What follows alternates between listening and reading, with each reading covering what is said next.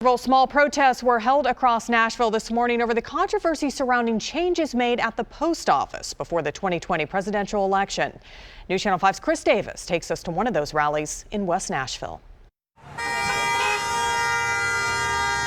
This message doesn't require an envelope. People need their bills, they need their prescriptions. With their arguments stamped on signs. I want to preserve the Postal Service. Flags and car horns piercing the air.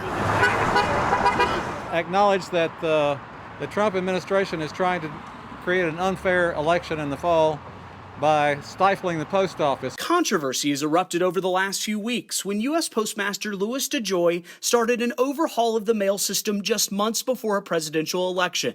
That overhaul was projected to cause delivery delays across the country. And we're getting into political agendas, and who the hell is concerned about the people? Now DeJoy has promised to delay those reforms until after the election. But the changes that were already made, like removing collection boxes in certain cities, will remain. Restore the operations of the post office as to what they were before Mr. DeJoy, who should be in jail, came into office. This demonstration was in front of the Nashville offices for Senators Lamar Alexander and Marsha Blackburn. We have two senators who don't seem too enthusiastic in terms of making sure that we have a fair election in the fall. Blackburn called the reforms needed and tweeted out this last weekend, calling the controversy a hoax to discredit the president. The people are being used as a pawn in the political agenda, and we just want the process to run fairly. Whether you call it a hoax or a harrowing abuse of power, it seems like this debate is unwrapped and here to stay.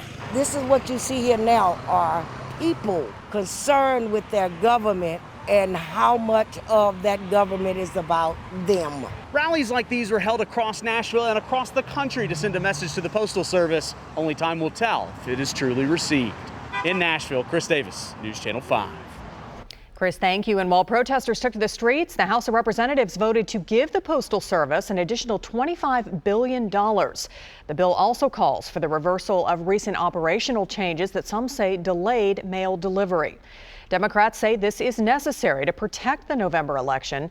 The legislation is not expected to be taken up in the Republican-controlled Senate, and President Trump has promised to veto the bill if it reaches his desk.